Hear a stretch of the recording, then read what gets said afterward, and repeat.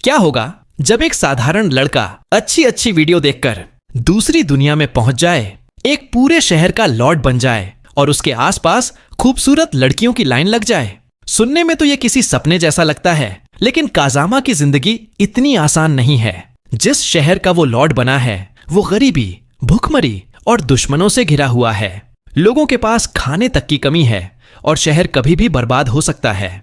लेकिन काजामा अपनी पृथ्वी की नॉलेज का इस्तेमाल करके नई नई चीजें बनाता है, व्यापार शुरू करता है और धीरे धीरे पूरे शहर को बदलना शुरू कर देता है। जैसे जैसे उसकी ताकत और दौलत बढ़ती है, वैसे वैसे उसके आसपास खूबसूरत और ताकतवर लड़कियां भी जुड़ने लगती हैं। कई राजकुमारियां, कई बीस्ट गर्ल जो उसके लिए कुछ भी करने को तैयार हैं। लेकिन दूसरी तरफ उसके दुश्मन भी लगातार बढ़ रहे हैं और कई लोग उसकी जान के पीछे पड़े हुए हैं। तो क्या काजामा अपने शहर को दुनिया की सबसे ताकतवर सिटी बना पाएगा? क्या वो अपने सभी दुश्मनों को हरा पाएगा? और आखिर उसके हेरम में कितनी लड़कियां शामिल होने वाली हैं? जानिए आज की इस मजेदार और शानदार मानवा की कहानी में।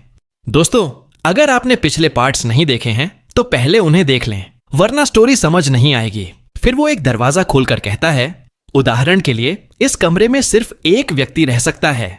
इसका किराया हर महीने 10 कॉपर कॉइन है। तभी वो औरत गुस्से में आ जाती है और कहती है, ठरकी कहीं के, तुम्हारी इतनी हिम्मत। इतना कहकर वो उसे पीटने लगती है। फिर दरवाजा बंद करके अंदर चली जाती है। बाफू इतना लाते खाने के बाद भी कहता है, 2 लोगों के कमरे का किराया हर महीने 30 कॉपर कॉइन है। इसके अलावा 3 और 4 लोगों के लिए भी कमरे उपलब्ध हैं। ये देखकर सभी लोग कहते हैं, इतना मार खाने के बाद भी ये अपना काम किए जा रहा है। सच में ये अपना काम बहुत लगन से करता है। अब एलिजा कहती है, मुझे यहां पर एक कमरा चाहिए। बाफू कहता है, हाँ क्यों नहीं। तभी बाकी सभी डेमी ह्यूमन कहते हैं, हमें भी कमरा चाहिए, लेकिन हमारे पास पैसे नहीं हैं। बाफू कहता है, इससे कोई फर्क नहीं पड़ता। लॉर्ड को पहले से ही इसका अंदाजा था। अगर तुम्हारे पास अभी पैसे नहीं हैं तो तुम हमसे उधार ले सकते हो। जब तुम काम शुरू करोगे तो वो रकम तुम्हारी तनख्वाह से धीरे धीरे काट ली जाएगी। फिर बाफू आगे कहता है, मेरी एक सलाह है, तुम सब लोग मिलकर एक ही कमरा शेयर करके रहो। इससे तुम लोगों का खर्च भी कम होगा। ये सुनकर सभी लोग खुश हो जाते हैं और कहते हैं, हम सब पूरी मेहनत से काम करेंगे।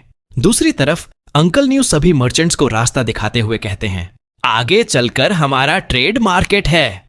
सोलो इधर उधर देखते हुए अपने मन में कहता है, संघ सिटी का निर्माण सच में बहुत शानदार है और काजामा यहाँ के लोगों का कितना ख्याल रखता है। सच में इस सिटी का लॉर्ड कोई आम इंसान नहीं है।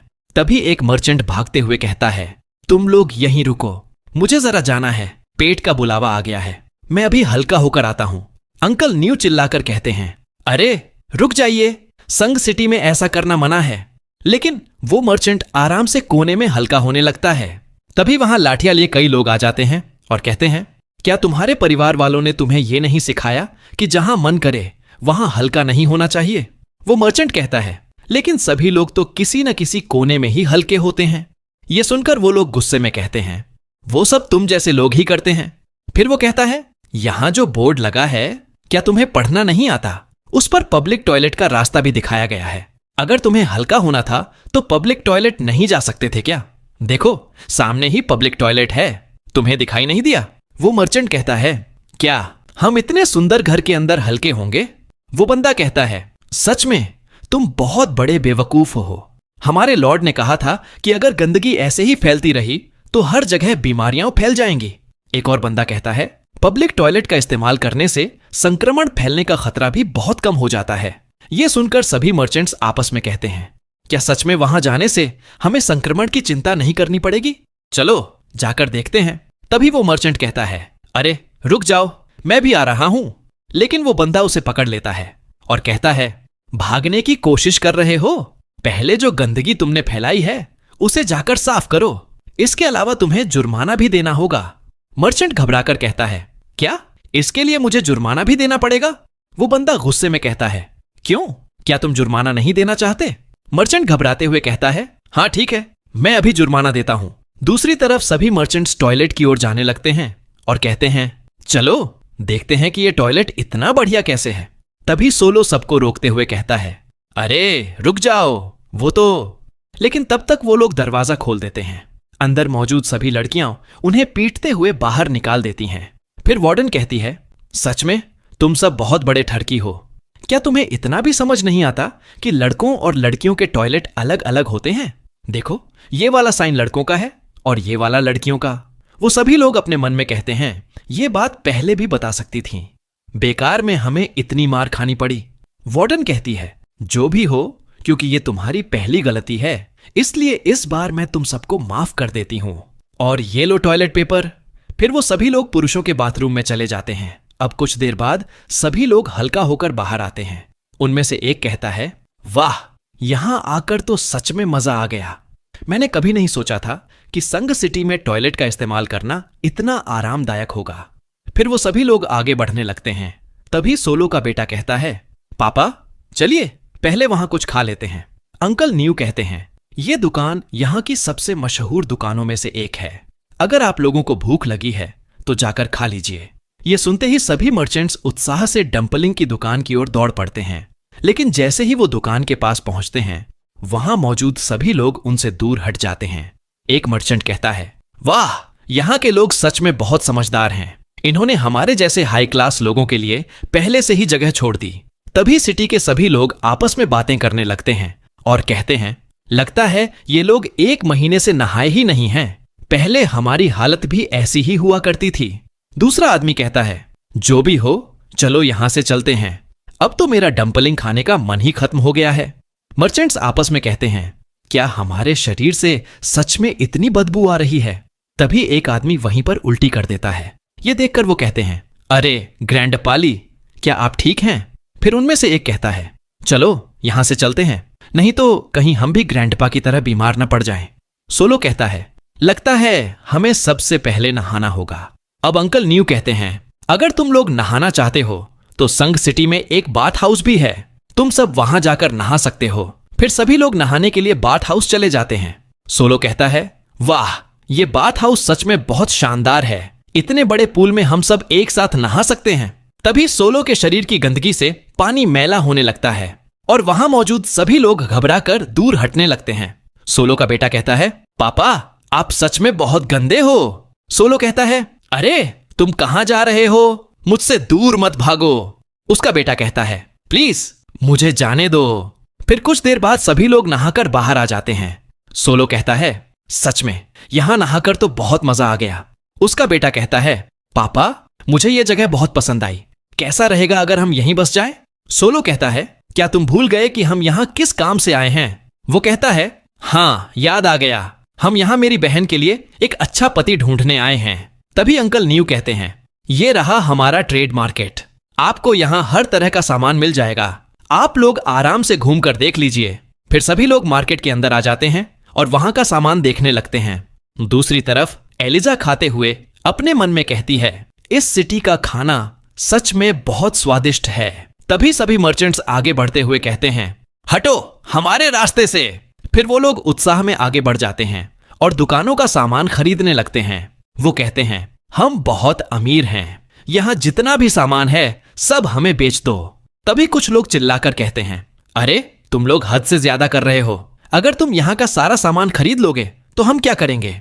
क्या तुम्हें लगता है कि पैसे से सब कुछ खरीदा जा सकता है? मर्चेंट्स कहते हैं, ओह हमें माफ कर दीजिए। क्या आपको लग रहा है कि हम कम पैसे दे रहे हैं? ठीक है, हम इसकी दोगुनी कीमत दे देते हैं। चिंता मत कीजिए, हम सिर्फ आज ही आए हैं, कल परसों और बाकी के सभी दिन भी यहां पर आएंगे। अच्छा होगा कि तुम लोग यहां आना बंद कर दो। ये सुनकर वहां के लोग गुस्से में आ जाते हैं और कहते हैं, तुम लोग? तभी वहां गार्ड आ जाते हैं और कहते हैं, हम इस मार्केट के गार्ड हैं। हमारे लॉर्ड के नियम के अनुसार हर व्यक्ति के लिए खरीदारी की एक सीमा तय की गई है। तुम लोग उस सीमा से ज्यादा सामान खरीद रहे हो। अब ये सुनकर मर्चेंट्स शॉक हो जाते हैं और कहते हैं, क्या परचेस लिमिट? फुजी कहता है, चिंता मत करो, हम ये अतिरिक्त सामान वापस ले लेंगे और तुम्हारे पैसे लौटा देंगे। मर्चेंट्स कहते हैं, ठीक है, ले लो। ये देखकर वहां के लोग हंसते हुए कहते हैं, अब बताओ क्या हुआ? तुम्हारे पैसों की ताकत खत्म हो गई क्या? अब मर्चेंट्स वहां से जाते हुए कहते हैं, जो भी हो, ये एक अजीब मार्केट है। यहां खरीदारी की भी सीमा तय है। अगर हम ज्यादा सामान ही नहीं खरीद पाएंगे तो मुनाफा कैसे कमाएंगे? चलो इस बारे में सीधे लॉर्ड से बात करते हैं। जब उन्हें पता चलेगा कि हम कितना फायदा पहुंचा सकते हैं तो वो खुद ही ये लिमिट हटा देंगे। दूसरी तरफ हमें कैसल का सीन दिखाया जाता है। काजामा कहता है, अरे सोफिया, मुझे यकीन नहीं हो रहा कि तुमने इतना स्वादिष्ट पिज्जा बना लिया। सोफिया शर्माते हुए अपने मन में कहती है, हाँ, ऐसे ही मेरी तारीफ करते रहिए। काजामा कहता है, सच में तुम संग सिटी की सबसे अच्छी कुक हो। सोफिया कहती है, मास्टर प्लीज मेरा मजाक मत उड़ाइए, मैं इतना भी अच्छा खाना नहीं बनाती। दूसरी तरफ काया और एनी पिज्जा के लिए लड़ रही होती हैं। काया कहती है, अरे इतना मत खाओ, तुम मोटी हो जाओगी। लाओ, मैं तुम्हारा हिस्सा भी खत्म कर देती हूं। एनी कहती है, तुम तो खुद एक मोटी गाय हो, मेरा पिज्जा वापस रख दो, नहीं तो तुम और भी मोटी हो जाओगी। तभी काया उसके हाथ से पिज्जा छीन लेती है और खाते हुए कहती है, तुम कुछ कह रही थीं, मुझे तो कुछ सुनाई नहीं दिया। और ये सब देखकर काजामा बहुत हंस रहा होता है। अब वीरा झुकते हुए कहती है, मास्टर मुझे आपसे एक मदद चाहिए। लेकिन घबराहट में वो गलती से काजामा के माथे पर जोर से टक्कर मार देती है और कहती है, मास्टर क्या आप ठीक हो ना? काजामा कहता है, मैं ठीक हूं, बताओ तुम क्या कहना चाहती थी? वीरा कहती है, असल में मेरे माता पिता हमारे गांव के मुखिया थे, किसी वजह से हमारे पूरे कबीले को साउथ की ओर जाना पड़ा। आइस गॉड के गुस्से की वजह से हम सब बिखर गए। बाद में मेरे माता पिता और हमारे कबीले के बाकी लोगों को इंसानों ने पकड़ लिया और उन सभी को गुलाम बना दिया और उन्होंने लीमा सिटी से भागने में मेरी मदद की, लेकिन मुझे बचाते हुए मेरे माता पिता मारे गए। एनी कहती है, वीरा कोई बात नहीं। वीरा कहती है, मैं उन सभी लोगों को यहां लाना चाहती हूं। अब काजामा कहता है, वो जगह बहुत दूर है और बेहद खतरनाक भी, इसलिए मैं तुम्हारे साथ वेयरवुल्फ टीम को भी भेजूंगा। अब यह सुनकर वीरा खुशी से काजामा को गले लगाने के लिए दौड़ पड़ती है। तभी वहां मौजूद बाकी सभी लोग एक साथ चिल्लाकर कहते हैं, अरे रुक जाओ। वीरा घबरा कर कहती है, मुझे माफ कर दीजिए, मैं ऐसा नहीं करना चाहती थी। फिर वो लोग जाने के लिए तैयार हो जाते हैं। काजामा कहता है, अरे मीरा क्या तुम भी जाओगी? मीरा कहती है, हाँ बिल्कुल, अभी भी वहां के लोग इंसानों से बहुत डरते होंगे। अगर वीरा अकेले वेयरवुल्फ टीम के साथ जाएगी तो उन्हें गलत फहमी हो सकती है, लेकिन अगर मैं भी साथ चलूंगी तो उन्हें हम पर भरोसा हो जाएगा। काजामा कहता है, लेकिन तुम अभी पूरी तरह ठीक नहीं हुई हो।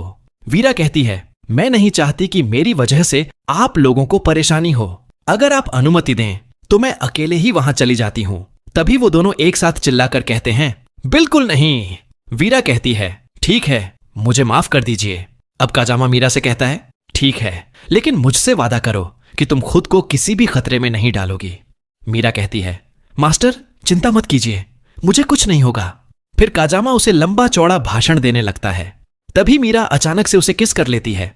यह देखकर एनी बहुत गुस्से में आ जाती है। मीरा कहती है, मास्टर मैं अब चलती हूं। काजामा कहता है, ठीक है, अपना ध्यान रखना। अब काजामा अपने ऑफिस में बैठा था और मीरा के ख्यालों में खोया था। तभी एनी बहुत सारे कागज लाकर उसके सामने पटक देती है और कहती है, अब इन सब पर काम करने का समय आ गया है। अब काजामा कहता है, मैं रात होने से पहले इतने सारे दस्तावेज कंप्लीट नहीं कर पाऊंगा। काश मेरे पास कोई अच्छा सेक्रेटरी होता जो मेरी मदद कर पाता। यह सुनकर एनी खुश हो जाती है और कहती है, ठीक है, मैं आपकी मदद कर दूंगी, लेकिन इसके बदले में मुझे इनाम चाहिए। काजामा कहता है, ठीक है, मैं सोफिया से कह दूंगा कि वो तुम्हारे लिए ऑमलेट फ्राई बना दे। एनी कहती है, ठीक है, बताइए मैं आपकी किस तरह मदद कर सकती हूं? काजामा कहता है, क्या तुम सच में इन दस्तावेजों में मेरी मदद कर सकती हो? एनी मुस्कुराकर कहती है, मुझे कम मत समझिए, मैं पहले अपने पापा की मदद करती थी। मेरा मतलब मैं उनके बिजनेस के कामों में उनका हाथ बटाती थी। काजामा कहता है, क्या बीस्टमैन भी कारोबार करते हैं? एनी कहती है, हाँ ऐसा ही समझ लीजिए। फिर एनी एक दस्तावेज पढ़ते हुए कहती है, मास्टर ये परचेज लिमिट क्या है? काजामा कहता है, जब हम लोग बी फेंग सिटी गए थे उससे पहले मैंने ये नियम लागू किया था। क्यों, क्या इसमें कोई गलती है? एनी कहती है, नहीं ऐसी कोई बात नहीं है, लेकिन बहुत जल्द हमसे कई मर्चेंट मिलने आने वाले हैं। तभी सोफिया दौड़ते हुए आती है और कहती है, मास्टर बाहर बहुत सारे मर्चेंट आपसे मिलना चाहते हैं। एनी मुस्कुराकर कहती है, लो डॉग्स का नाम लिया और वो लोग भी आ गए। काजामा कहता है, डॉग कहना उन पर बिल्कुल भी सूट नहीं करता, वो तो पूरे डेविल हैं। एनी कहती है, डेविल? उसे तो खाने में बड़ा मजा आएगा। सोफिया कहती है, मास्टर अभी मजाक करने का समय नहीं है। काजामा कहता है, उन व्यापारियों से कह दो कि सुपर रेस्टोरेंट कल से खुल रहा है। मैं वहीं उनसे मिलूंगा। अब संग सिटी में एक नोटिस लगा दिया जाता है। सभी लोग नोटिस पढ़ते हुए कहते हैं, सुपर रेस्टोरेंट कल से खुलने वाला है। दूसरा आदमी कहता है, लॉर्ड ने इसी बिल्डिंग के बारे में बताया था ना, जहां दुनिया के सबसे स्वादिष्ट व्यंजन एक ही जगह मिलेंगे। मैं भी वहां जाकर देखना चाहता हूं। तभी एक आदमी कहता है, लॉर्ड कल बहुत सारे मर्चेंट से भी मिलने वाले हैं। उन सभी को निमंत्रण भेजा जा चुका है। जिस मर्चेंट को निमंत्रण नहीं मिला है उसे इंतजार करना होगा, और एक निमंत्रण की कीमत 5 सिल्वर कॉइन है। यह सुनकर दूसरा आदमी शॉक होकर कहता है, क्या 5 सिल्वर कॉइन? इतने पैसों में तो मैं इतना डंपलिंग खरीद सकता हूं कि उसे 1 साल तक भी खत्म न कर पाऊं। वो आदमी आगे कहता है, जिन मर्चेंट्स को वहां बुलाया गया है वही लोग संग सिटी के सामान की सप्लाई करेंगे। सच में वो लोग कितने किस्मत वाले हैं। सोलो अपने मन में कहता है, कितना अच्छा मौका मेरे हाथ से निकल गया। तभी सोफिया वहां आती है और कहती है, क्या आप ही मिस्टर सोलो हैं? सोलो कहता है, हां मैं ही हूं, लेकिन आप कौन हैं? सोफिया कहती है, मेरा नाम सोफिया है। मैं संग सिटी की इंटरनल मैनेजर हूं। मेरे मास्टर ने आपको स्पेशल रेस्टोरेंट में आमंत्रित किया है। ये लीजिए आपका invitation card. Solo invitation card लेते हुए कहता है, ओह आपका बहुत बहुत शुक्रिया। ये देखकर वहां मौजूद सभी लोग शॉक हो जाते हैं और कहते हैं, इस इनविटेशन कार्ड की कीमत 5 सिल्वर कॉइन है। सच में इस आदमी की किस्मत तो कमाल की है। सोफिया वहां से जाते हुए कहती है, ठीक है समय पर आ जाइएगा। सोलो कहता है, हां बिल्कुल मिस सोफिया। अगले दिन सभी लोग इनविटेशन लेकर रेस्टोरेंट पहुंच जाते हैं। वो चारों ओर देखते हुए कहते हैं, वाह ये जगह सच में बहुत शानदार है, और यहां तो कितने तरह के व्यंजन हैं। वहीं काया भी मौजूद होती है। इतना सारा खाना देखकर वो हैरान रह जाती है। तभी एक लड़की कहती है, आप अपने लिए खाना ऑर्डर कर सकती हैं। बताइए आपको क्या चाहिए? काया कहती है, मुझे बहुत सारा मीट चाहिए। फिर वो सारा मीट लेकर खाने के लिए चली जाती है। एलिजा काया को देखकर अपने मन में कहती है, काश मेरा पेट भी इसकी तरह बड़ा होता, तब मैं भी इतने सारे स्वादिष्ट व्यंजन छक पाती। तभी एक लड़की आकर सभी मर्चेंट से कहती है, जिन लोगों के पास इनविटेशन कार्ड है वो कृपया जल्दी से दूसरी मंजिल पर चलिए।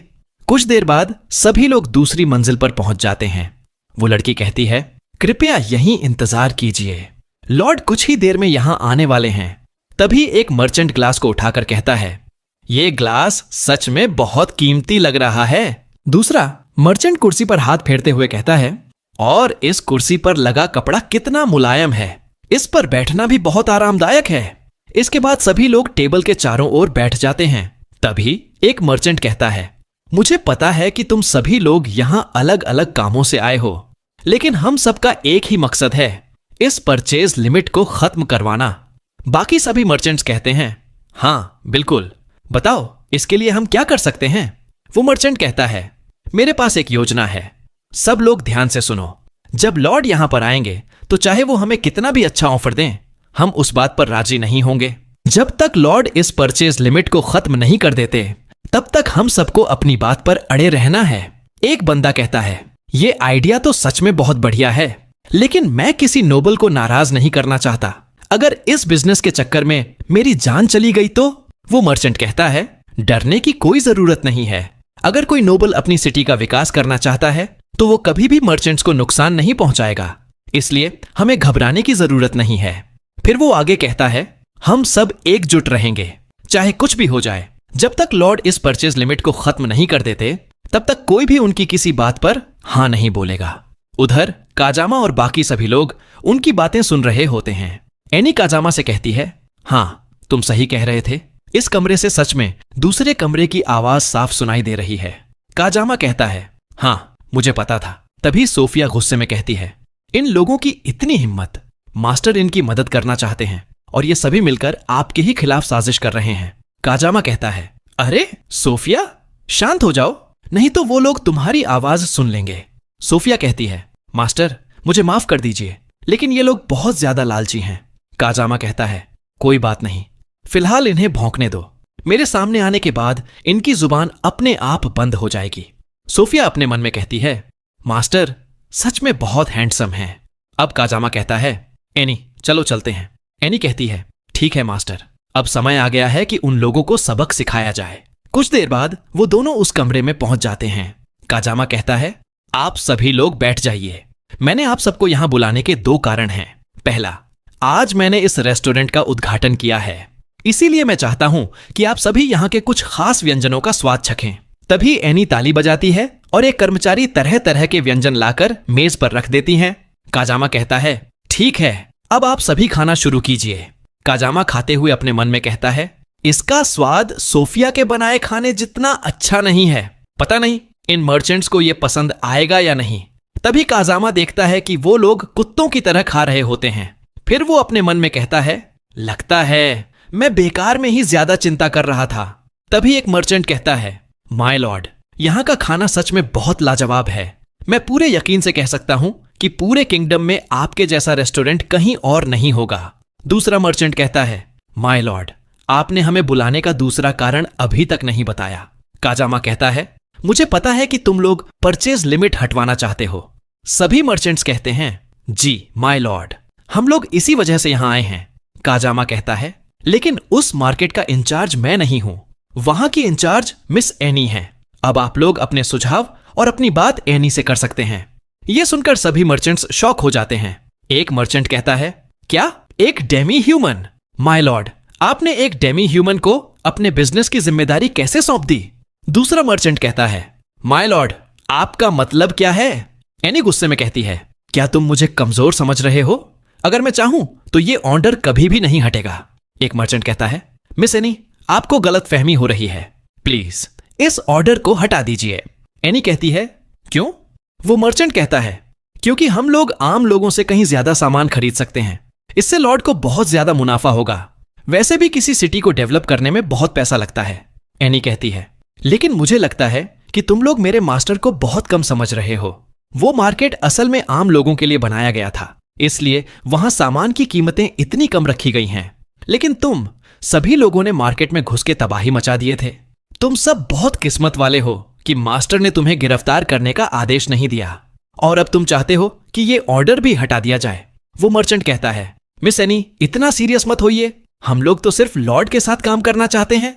एनी कहती है, मेरे मास्टर तुम लोगों के साथ काम करना चाहते हैं, लेकिन तुम लोग सिर्फ लालच में अंधे हो। वो मर्चेंट कहता है, हाँ मिस एनी, आप सही कह रही हैं, लेकिन हम कोई गरीब मर्चेंट नहीं हैं। दूसरा मर्चेंट कहता है, हाँ मिस एनी, ये इनविटेशन कार्ड खरीदने के लिए मुझे 10 सिल्वर कॉइन देने पड़े थे। एनी कहती है, लेकिन फिर भी तुम लोग बहुत गरीब हो। वो मर्चेंट हैरानी से कहता है, मिस एनी, आपका मतलब क्या है? एनी कहती है, गलत मत समझो, मैं किसी एक की बात नहीं कर रही, बल्कि तुम सभी की बात कर रही हूं। मेरे मास्टर के सामने तुम सब बहुत गरीब हो। यह सुनकर सभी मर्चेंट्स शॉक हो जाते हैं और एक साथ कहते हैं, क्या